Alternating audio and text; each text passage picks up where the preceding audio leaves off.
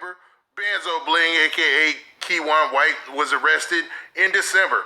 Now, since then, it's pretty much been basic knowledge that everybody feels that Kewon White had something to do with it or was involved in some way. Now, this is me alleging because I don't know for a fact, I don't know for sure because I wasn't there.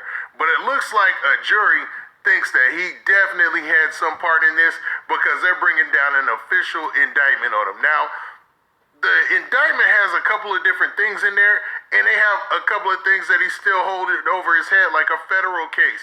He's still got a federal case, but they detail the the getaway chase that took place with Kewon White and a lot of different things in these recent news stories. So what we're going to do is we're going to talk about all these specifics, but do me a favor. Make sure you hit that like button.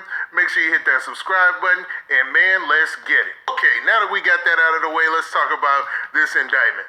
So, man, news cracked off this week, and they're basically saying that the rapper Banzzo Bling, or Kewon White, is officially been indicted for the murder and shooting death of Melvin A. Noble.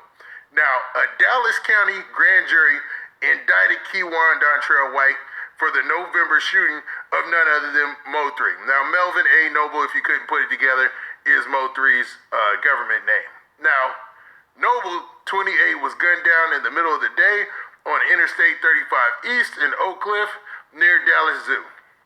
Now, this case took off like a rocket ship, and the news about it took off like a rocket ship because just like a week, or maybe even not even a week earlier, we had the death of King Von. So it seemed like a lot of rappers were losing their life out here in the streets. And man, that came to fruition and came to be true because originally when people found out about Mo3 being shot as well, most people thought it was a lie. Most people thought this couldn't be for real, but it was definitely for real. I've done, man, so many stories about this.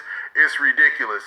But man, once it was official and, you know, the law got a hold of it, that prompted a manhunt, and they went on a manhunt, and they basically got the guy that they were looking for.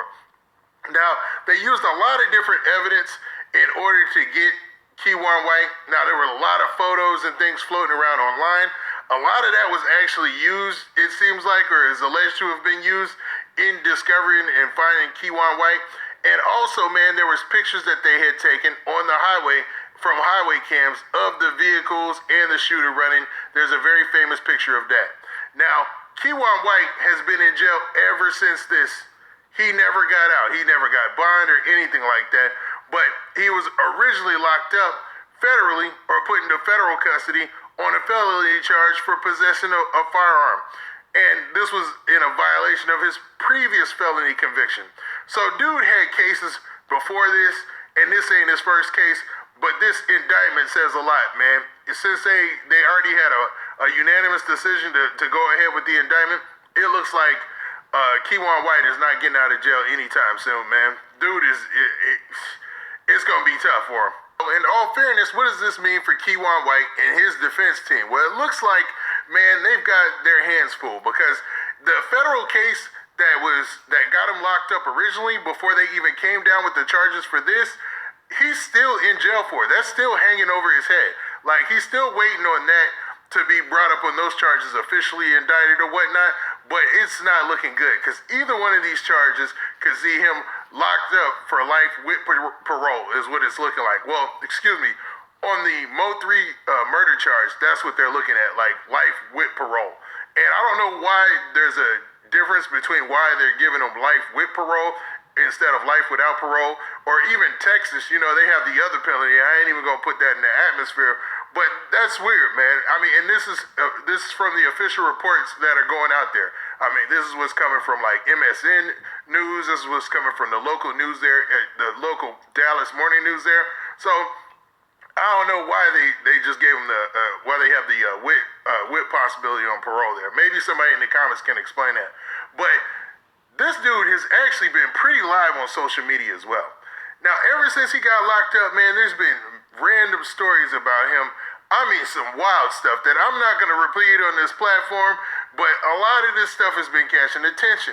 And he was recently interviewed over the phone, and people were asking him, like the interviewer was asking him about some of these allegations, and response to it was like, it was odd to say the least, man. I'm not too sure about, Kewon White. I'm gonna be fair, and I'm not gonna, assume that there's anything wrong with him, or anything like that.